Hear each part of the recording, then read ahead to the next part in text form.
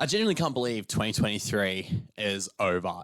Not just the year in film, but the year. That seems like one of the fastest years in all time. But we're here, we're at the end, and as always, we've got to look back. We've got to look back at the cinematic journey that was 2023. And I'm super excited to do that today. But I also want to kind of look back at the year for Nick's Flicks Fix and for NovaStream and the podcast, because 2023 was a monumental year for me, and it was an absolutely batshit crazy year for me. Not only did, I guess, on the podcast front, but Monthly Movie Marathon continued with myself and Peter Gray, and we saw record numbers for podcast downloads in 2023, and a lot of great feedback from some of the episodes.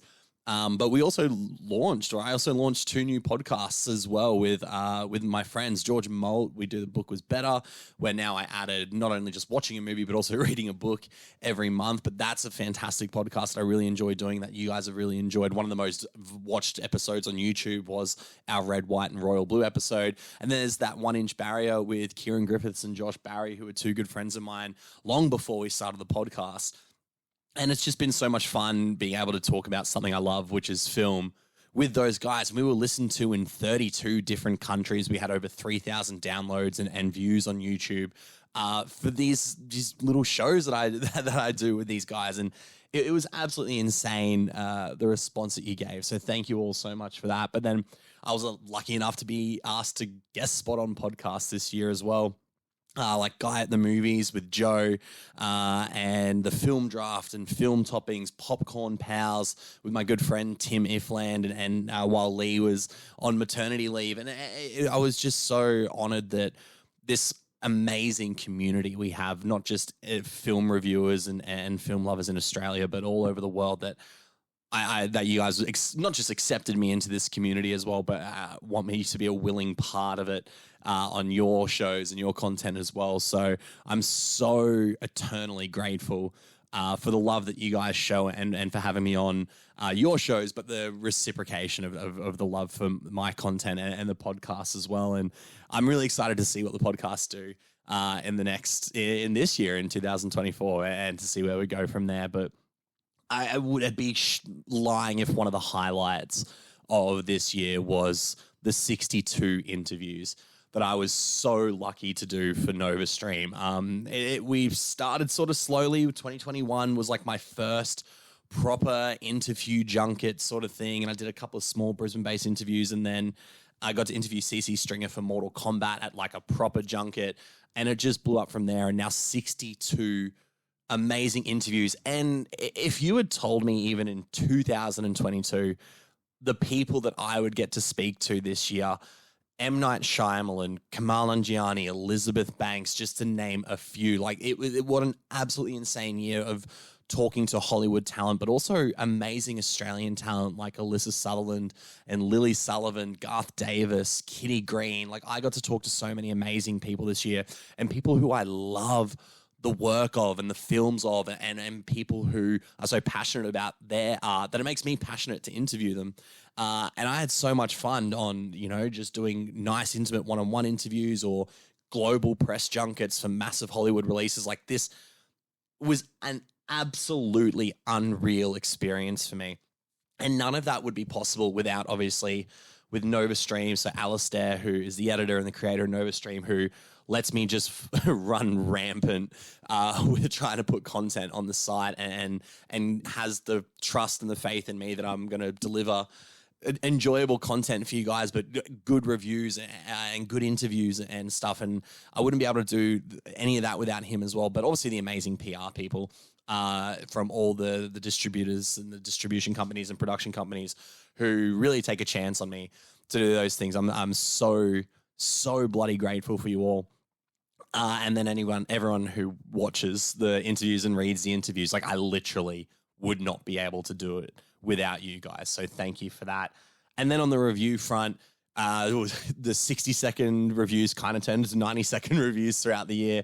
But I still love doing that, and I still love writing reviews. And, it all began on the Instagram page, on Nick's Flicks Fix, and the followers that I have and the support and the community on there.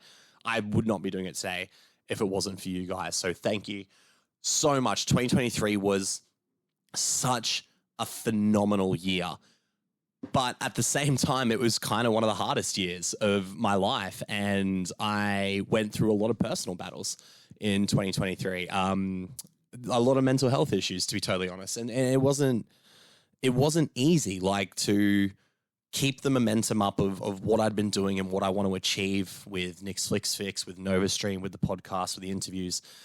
I had such great momentum and not through exhaustion or getting burnt out or anything, because I love what I do, but I just had unresolved mental health issues, which forced me to see a therapist. And it was one of the best decisions I ever made, but it was also one of the most terrifying and daunting decisions I ever made to really get my mental health in check.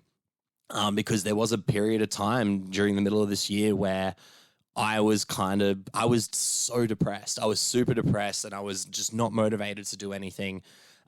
Because I had things that I needed to resolve, and I had parts of me that I really needed to work on emotionally. And I'm so glad I sought out the help, but I wouldn't have sought out the help if it wasn't for one person in particular. And this is the person that I would absolutely not be doing any of what I'm doing today if it wasn't for her. And that's my partner, Rhiannon, because she was the one who called me out. She was like, "You're not yourself. Like, there's something wrong here." And if you don't want to open up about it if I wasn't going to open up about it to her, she was like, "You should talk to someone." And,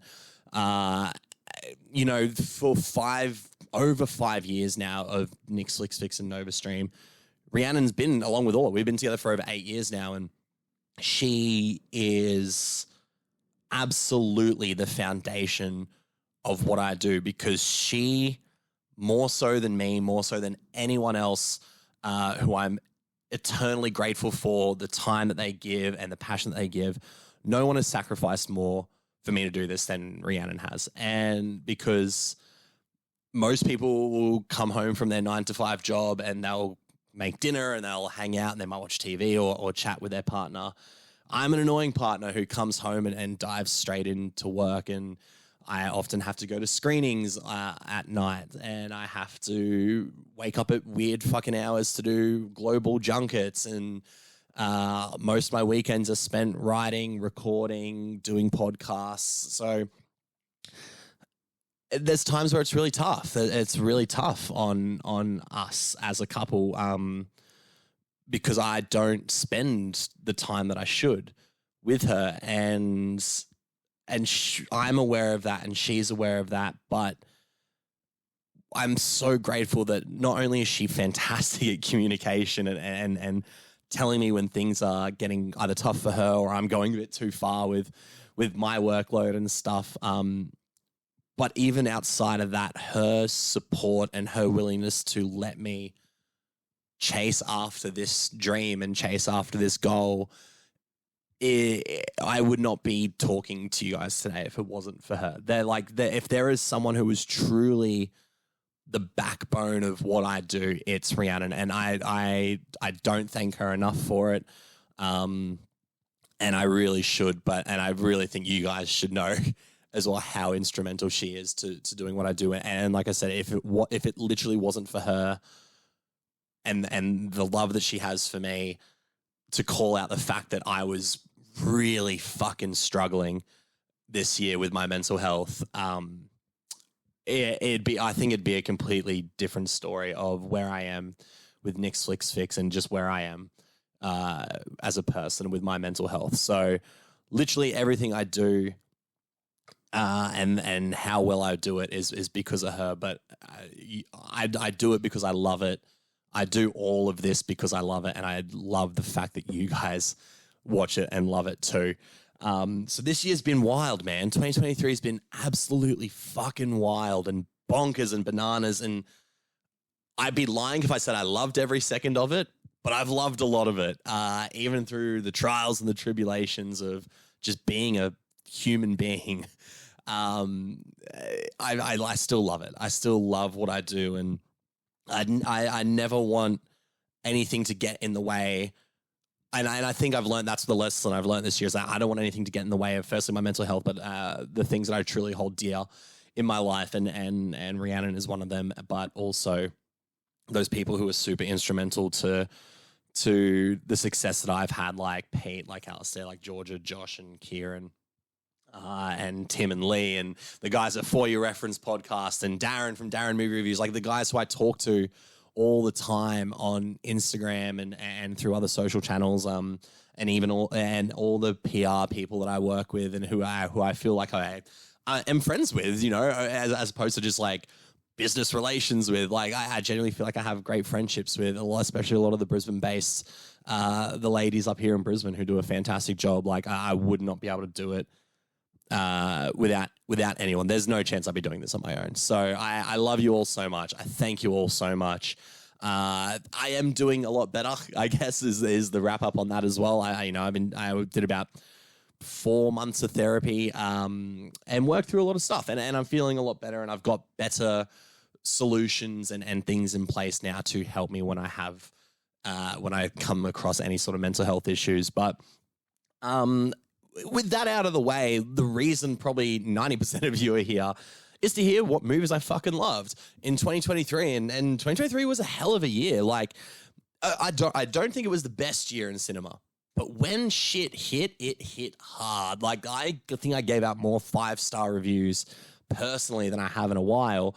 But there were some disappointments too. Like, there were films that I thought were going to be a lot better than they were and just didn't end up being that. So with saying that, let's crack in to my top 20 films of 2023, my favorites, my picks. They may not be the critically best. They may not be ones that I reviewed so highly, but these are 20 films that after excessive thought, I was like, these are the movies that I loved and that I would more than happy either watch again or have watched again since. So, but to break it down, I saw 311 movies in 2023. So 311 in total, and that's for everything. That's cinema, that's for streaming, that's for monthly movie marathon, Book Was Better, That 1 Inch Barrier, all those 311 movies. I think that's quite a year compared, but I've had a lot on. So 311 movies, 157 of them were 2023 releases, so movies that came out this year, either cinema, streaming, or if I saw it at a film festival.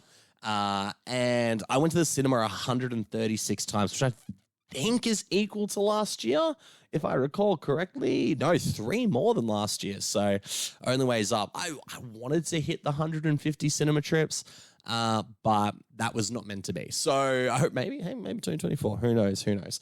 But let's crack in. My favorite movies of 2023. I have 20, as I have done for most years, because there is just so much that I love. Like, it's tough, like, looking at it now, I'm like, is this the right list? But it's my list, and I think I'm going to stick by it. And there's 3 honorable mentions that I do want to give out before we crack into the top 20. And that was Theatre Camp, which I thought was hilarious. I don't think that was probably one of the movies I've laughed most throughout the year. Uproar, which I think is one of the most heartfelt movies of the year, and I was super lucky to see that at the opening night Brisbane International Film Festival and talk to Paul Middleditch, one of the co-directors of that film, and I got to meet Sonia Whiteman, who is one of the writers of the film, and it was just such a beautiful film. And this one, I'm kicking myself that it didn't make the top 20, but All of Us Strangers is heartbreaking and beautiful, and I genuinely believe Andrew Scott deserves an Oscar nomination for that because he is fantastic in the film, but that is a heartbreaking movie. But the top 20, this is Bible. This is the 20 best movies of the year. Fuck you. No, this is my list. This is what I really enjoyed. And your list is going to be different. Your ranking is going to be different. But when I left the cinema for most of these movies this year, unless I saw it on streaming, which is only 3. There's 3 movies that I saw on streaming on here. So interesting. We'll see how we go. But number 20 was Blackberry from Matt Johnson. I was definitely keen for this movie. I like Matt Johnson. I remember seeing his first film, The Dirties, when it came out, and then I saw Project Avalanche as well, and I've been a fan of him as a director. But holy shit, Glenn Howard in this movie. Oh my God. One of the scariest performances of the year, and that's why Blackberry comes in at number 20. Number 19 was a nostalgia fest for me. I grew up loving these guys. And I was so excited to see the documentary about the Wiggles. Hot Potato, the story of the Wiggles. And what a moving documentary this is. Like, it's not just like a, wow, how did the Wiggles start and how good are they now? There is some real personal anecdotes in this documentary. I think it's a fantastic documentary and I loved every second of it. Number 18 is a movie that hasn't been released in Australia yet, but I was lucky enough to see a screener of it. And that's American Fiction from first-time director Cord Jefferson. And it is a satire. It is a satirical comedy that has very punctual things to say about how black people are treated in media, specifically fictional media. And not only is it a very poignant story, it's hilarious. Like, I laughed a lot in this film. Sterling K. Brown is a scene stealer, but Jeffrey Wright, who I think is one of my favorite actors working at the moment, like, he to me is the only amazing parts of a lot of Wes Anderson movies. He's incredible in American Fiction, and once it comes out in Australia, it's absolutely worth seeing. Number 17 on the list is probably the most surprising movie of the year for me, one that I was kind of like, oh, okay, like, I guess I wasn't excited going into it. And then I loved it. And then Sony Pictures used my quote for the film for the Australian National Advertising Campaign. And that's No Hard Feelings with Jennifer Lawrence. Man, I laughed so much in this movie. To me, it was like pitch perfect on the early 2000s comedies. Like, it's raunchy, it's funny, but it's really wholesome. It has like a lot of heart to it as well. And I don't think I was as shocked as I've ever been in a cinema as I was when I saw The Beach Fight, because I didn't expect to see Jennifer Lawrence suplexing someone into the sand butt naked, but I've seen it. You can cross that off the bingo list. And it was goddamn hilarious, every second of it. Number 16, it was the biggest movie of the year, and it's probably a lot higher on a lot of other people's lists. I still really enjoyed Barbie. I liked Barbie a lot. I think it's a fantastic looking film. I think it's a brilliant concept of how they utilized Barbie as not just a doll, but a pop culture icon, and the effect that she has on consumers who buy her. But I think Margot Robbie is absolutely the heart of this film. And it's funny because, like, Ryan Gosling was a scene stealer. Ryan Gosling is the funniest part of that movie. He steals every scene he's in, but the movie doesn't work unless Margot Robbie drives the emotional core of the film, and she absolutely does. I think it was a little bit messy. Like, there's a lot going on, but I couldn't deny that I had such a great time with Barbie in the cinema. Number 15 was probably the movie I was most concerned about going into this year because I actually didn't think it was necessary. But Creed 3, like, I was in love with Creed 3. Unfortunate what has happened in regards to its star, Jonathan Majors, obviously, because, yeah, it's just a fucking shit situation that he did some shit things, but he was a force to be reckoned with in the film, and I think he gives a great performance. Unfortunately, it is obviously a bit tainted now because of that, but that's minimal compared to the real-life repercussions of what happened. But Michael B. Jordan's directorial debut, fantastic. I think he does some really interesting visual things in regards to getting into the mindset of Adonis Creed, and it looks like a Creed 4 is in the works. Let's hope that magic continues. Number 14 was probably... It was like one of the first movies I saw that I was pretty confident would be in my top movies of the year, and I was lucky enough to see the uncut version of Infinity Pool. Brandon Cronenberg, David Cronenberg's son. Brandon Cronenberg's fucked up sci-fi body horror film that I'm a fan of fucked up movies, big fan of fucked up movies. And this one is pretty high up there. It's dark. It won't be for everyone. It's a very interesting and confronting sci-fi concept that I think is absolutely worth your time. Number 13 on the list. You Hurt My Feelings by Nicole Halefsner. I'm a sucker for dialogue-driven films, especially when they are acted to perfection, and that's what Julia Louis-Dreyfus does in this film, and Tobias Menzies as well. It's such a simple concept. A woman who's a writer who struggles with the fact that her husband gives her criticism of her book but behind her back, and sort of the downfall of a relationship from that, or, looking at like marital insecurities. It's funny though. It's really, really funny, and it's done incredibly well. It's a pitch perfect script. Like there is nothing in that script I would have changed, and that comes in at number 13. Number 12, probably the most heartbreaking film I saw this year. I only saw it recently, and it's coming out in Australia quite soon, so my full review will be out soon. But The Iron Claw. It's the story of the wrestling family, the Von Erichs, these brothers who take in their father's footsteps, who was a professional wrestler, and wrestling in the sense of like WWE wrestling. But it's this tragic story of this family who believe they are cursed. And the final lines of dialogue, I'm getting goosebumps now thinking about it. The final lines of dialogue in the final scene of this film are the most heartbreaking thing I think I've seen on screen this year. And it is without a doubt great performances across the board. Jeremy Allen White, Harris Dickinson are amazing, but Zac Efron, this is his best performance ever. This is the best I've ever seen Zac Efron. Number 11 on the list. I had so much fun with this film. I love horror. I like horror that you can have fun with, even when it gets kind of gory and fucked up. Evil Dead Rise. What a fantastic contained premise of being stuck in an apartment building, similar to the first one where they're stuck in the cabin, stuck in an apartment building. But I was lucky enough to obviously interview Alyssa Sutherland and Lily Sullivan for this film. And they were so much fun. But oh my God, Alyssa Sutherland's commitment to the demonic performance is like a big reason why this film works. And then Cheese Grater is pretty much all I'll say after that. But this was in a year of, pretty great horror films. I like that Evil Dead Rise managed to stick in there. And now we get into the top 10. This is the nitty gritty, right? This is the 10 best films, my best films of the year, my favorite films of the year, top films of the year, words are words, who cares? I just love these movies.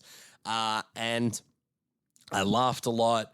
I got emotional, and I felt just incredibly warm after The Holdovers, Alexander Payne's film starring Paul Giamatti and Dominic Sessa in his acting debut, and Divine Randolph Joy, who all three of them are fantastic. It's a fantastic trio of a film.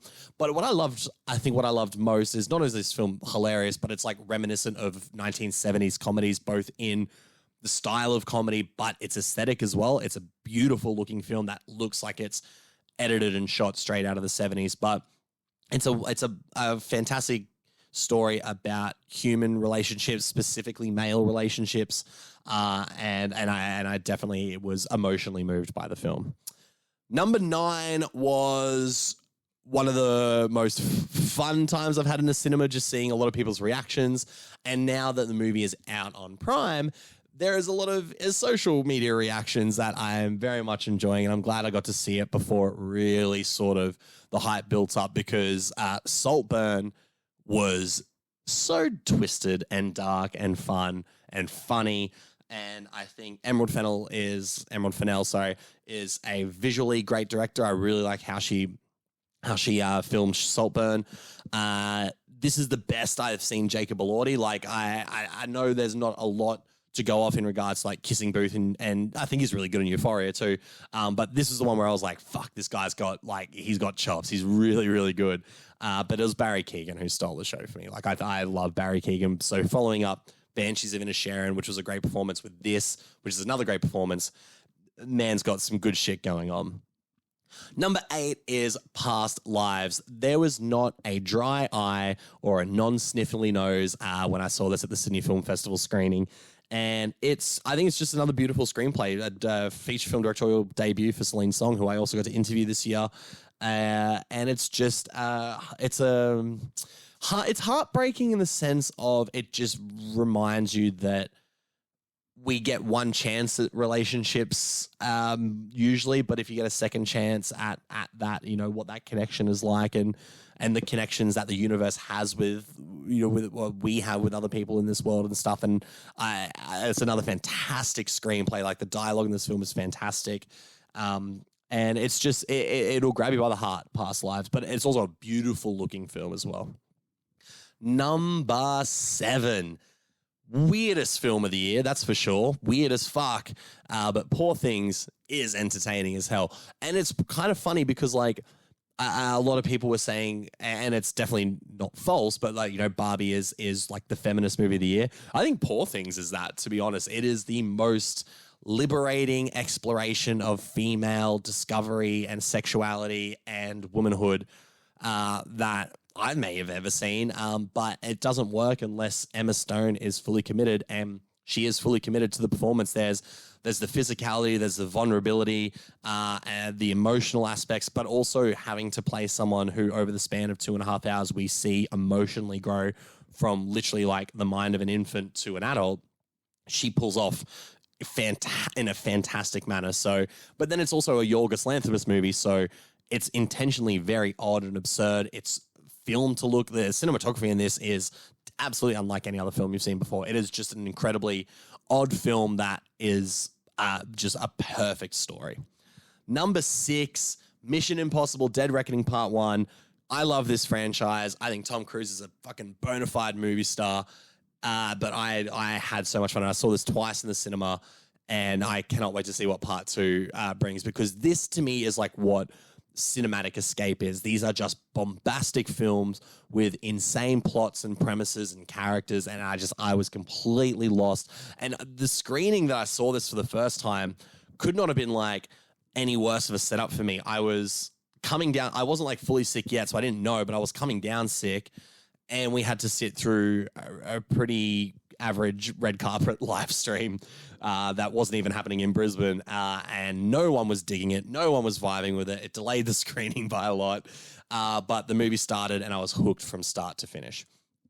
The top 5, number 5 is an Australian film that completely caught me off guard, and I saw it at Brisbane International Film Fest, and that's Bird Eater from directors Jack Clark and Jim Weir. Fuck me. I don't think I was as tense as in any other movie as I was in Bird Eater. And it's a dissection, it's an investigation into codependent relationships, not just romantic, but also friendships, toxic masculinity. It's such an interesting look at all of these themes and these elements, but through the lens of, imagine if you invited your fiance to your Bucks party. And shit really hit the fan, and not in the ways you would expect either. But there is such an energy to this film. It is so fucking energetic through the camera work, through the cinematography, through the script, through the performances. Ben Hunter, who I only know through like Instagram and social media as a comedian, is fucking phenomenal in this film. I'm pretty certain, I'm hoping it's getting a cinema release in 2024. Bird Eater has to be on your list of movies to watch for this year. I'm so glad I watched it. I had got the chance to talk to co-director Jim Weir before the film, and without having seen the film before, talking to him and then like looking back at things that we were talking about in the interview, I was like, oh fuck yeah, that's pretty sick. So number 5 is Bird Eater. Number 4 is a movie that I had a smile on my face from like start to finish. It is so fun. It's an underdog story. And I think it really speaks to me because it's about sporting stuff as well. And that's Air. I loved Air when I first saw it. And I've seen it twice since. And I was so caught up in this film, in its time era, in the nostalgia, in the soundtrack, and in the fact that, you know, it's funny to think that Nike at one point was struggling in some ways, especially in the basketball department. And just the desire for them to sign Michael Jordan, I felt that on screen through Ben Affleck's direction, but through Matt Damon's performance. And the supporting cast in this film are absolutely fantastic. Now we're in the top 3. Top 3, these 3 films have definitively been like my favorite films of the year. Like there is no chance that any of these films were not making the list, and I've loved them all dearly. Number 3 for me is Oppenheimer. What a cinematic experience. Holy shit. It's 3 hours of dialogue. Some of it's in black and white about a man who made a bomb. And it was one of the most riveting cinematic experiences of the year. Christopher Nolan, who normally is pretty criticized, I guess, for his screenplays, wrote a fucking amazing film. One that I was just glued to from start to finish. And it's impossible to like not have the Trinity test scene as like one of the best movie scenes of the year. So absolutely, with all my heart, loved Oppenheimer. Number 2 was a movie that I had a little bit of concern going into, because once you start getting to the 4th film of a franchise, you start wondering, like, what else can they do? Then I've realized, then I was told it was like 2 hours, 40 minutes long, and I was like, fuck. But holy shit, John Wick Chapter 4 did not disappoint. Wow. The action in this film is some of the best action ever put to screen. I love the Greek tragedy scale of the story. I love how heightened this world is. And I love that it's ultimately like, imagine if Shakespeare or like I said, a Greek tragedy drama had insane fucking stunts and action scenes and guns and explosions and hand-to-hand combat. But I also love how this film wrapped up. I think it is a perfect way to end this series. It's the best looking film in all the John Wick series. It's my favorite film in the John Wick series. Keanu Reeves, Chad Stahelski can do no wrong in my eyes. Now here we are. Number 1, the coveted spot, right? If you give a shit about my rankings. But I was super, super lucky to, I guess a bit of context behind this is that I met one of the directors of this film back in 2022, very, very briefly, just through some friends. I've been a fan of their YouTube work for a long time. And when I spoke to him, I was like, oh, man, I know you're making a film at the moment. He's like, oh, yeah, no. He was downplaying it so much. Like, he was excited he was making a film. But I was talking to Michael Philippou about Talk to Me. And then I saw it in January, very luckily through a screener from Sundance. Thank you to Peter Gray. And I watched it and I was floored by not just how good this directorial debut is, not just how good this Australian film is, not just how good this low-budget genre film is, but how fucking great it is just as a movie in general. It has some of the creepiest tension. It has some of the most fantastic horror set pieces. It has arguably my favorite scene of the year with the possession montage scene. Sophia Wilde is unbelievable in this film. Her as Mia, and the fact that Mia is a complex character. She's not necessarily good. She's not evil. She's antagonist and protagonist. It's a fantastic allegory for her to explore grief. I was just floored by every aspect of this film. I've seen this film 4 times. I don't think I've watched a film 4 times within a 12-month period for a long time. And Talk to Me, as you can tell, I'm fucking obsessed with this film. Was, as soon as I saw it, was my favorite film of the year and has not left the number 1 spot since. I love this movie. I think it's a fantastic genre film. It's a fantastic horror film. It is an exciting, explosive directorial debut from the Philippou brothers, who as well I got to talk to this year. I was so happy and so thankful and lucky to interview them. I cannot wait to see what they do next. I can't wait to watch Talk to Me again because I genuinely love that movie. I've loved it all year.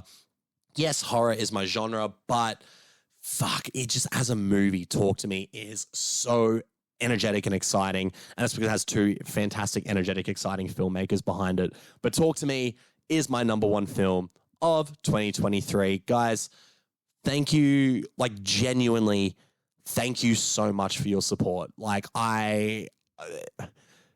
I'm often speechless when I think about it, which a lot of people, including you guys, will be like, how the fuck is this guy speechless? All he does is talk.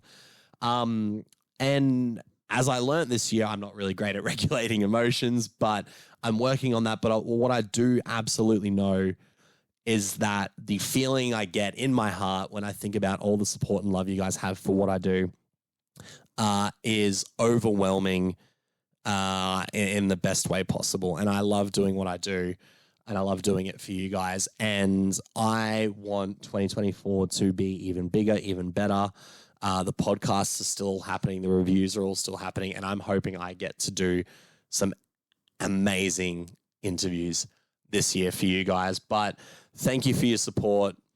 We're far from done. This is I feel like just the beginning. I'm excited to hopefully, not even hopefully, but one day be one of the biggest movie reviewers, interviewers, podcasters in the film space. And I'm so glad that you guys want to come on this journey with me. So thank you all. I hope you all had a great Christmas and a New Year, and I'll see you on the next review.